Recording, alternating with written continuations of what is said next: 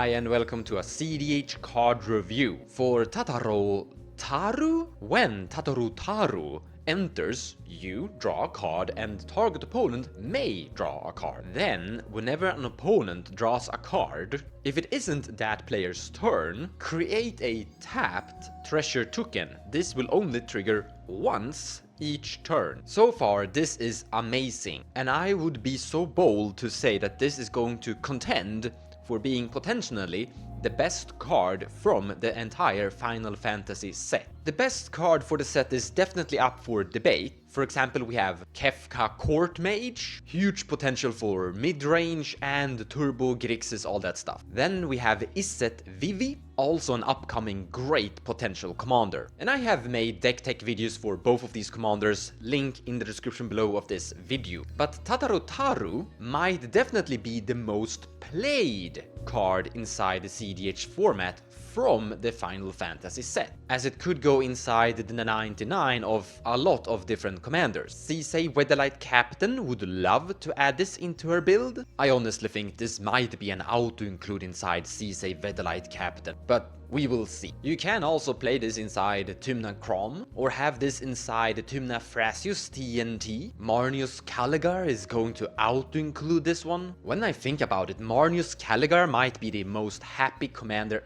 of them all about this new card. But why is this card great? Why is it going to be an auto-include in so many different builds? We'll get to that, but first, we need to talk about this video's sponsor, me! I wrote a book that you can find on Amazon. Wait, I'm sponsoring myself in my own video? Who does that? Truth be told, I never really liked having sponsors in my own videos, as most stuff out there are things I don't really want for myself. And if you're going to sponsor something, you have to stand by it truthfully with your own words. And when I've written my own book, it's definitely something I can stand by with my own true words. And truly guarantee that all the money that you purchase into this will directly support this YouTube channel. The first 1 to 6 chapters are free to read, and if you like murder, mystery, K-drama, romance with a gender swap where a man is forced to pretend to be a woman,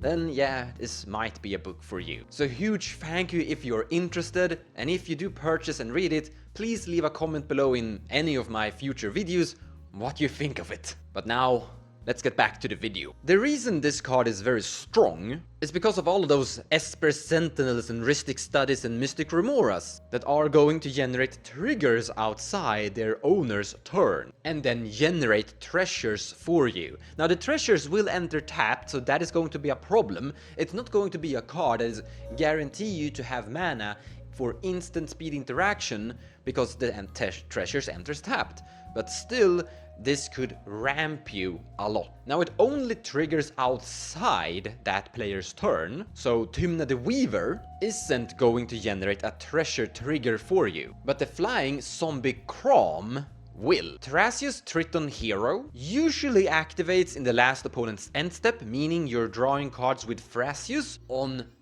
a different turn than Thrasius' own turn, which means that Thrasius most likely will generate treasures for you too.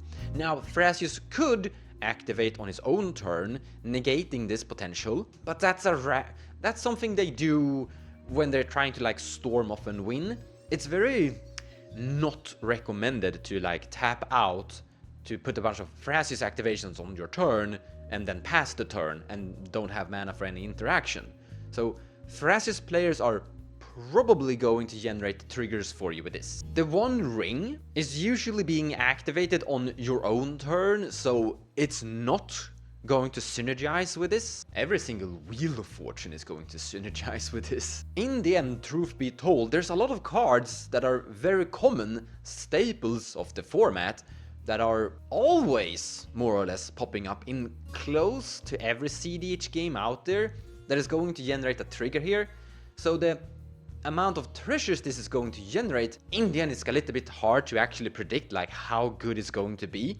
We will see over time with some playtesting, but it's fair to say that it's going to put in some work. By the way, it's a cantrip. When you cast this, you actually draw a card too. Now sure, you're drawing a card for one of your opponents, but you also generate a treasure when that opponent does. So the reason Marnius Caligar is going to love this card is because this is going to generate a token trigger ETB drawing a card for Marnius Caligar. I mean that, like, I think Marnius Caligar is gonna be super happy about this card and receive a huge boost. Like, Tataru Taru is going to be a good card individually on its own, but inside, when Marnius comes into play, you just have huge synergy here. In Sisei Weatherlight's case, this is legendary. Sisei Weatherlight Captain is pretty much addicted to mana, and this is both legendary and producing mana for you, boosting Sisei's power and helping her activate more, finding bigger creatures, more expensive legendaries, and yeah, perfect. Honestly, in my opinion, probably an auto-include. In Tymna Crom, I am honestly a little bit torn if you are going to play it or not. I don't think you're going to auto-include it, but mana is always good. And depending on your metagame, if you're going up against opponents that are mulliganing towards Esper Sentinels, tutoring for Rhystic Studies, are trying to have like that fish into play turn 1, Rhystic turn 2, Esper turn 1, then I think this is going to be a good card in every single game. By the way, this is also a pretty good Tymna and Ragavan blocker. Small side note. Now the big card we have to talk about is Lotho Corrupted Sheriff. When you are evaluating cards, you're always looking into other cards that are doing a similar thing and seeing like which one of them is better. And this is a very similar Lotho card. It is honestly hard to say which one of the two is stronger. I might go with Lotho, because that can trigger on your own turn. Yeah, like you can trigger Lotho yourself. It's very common that people are casting 2 more spells.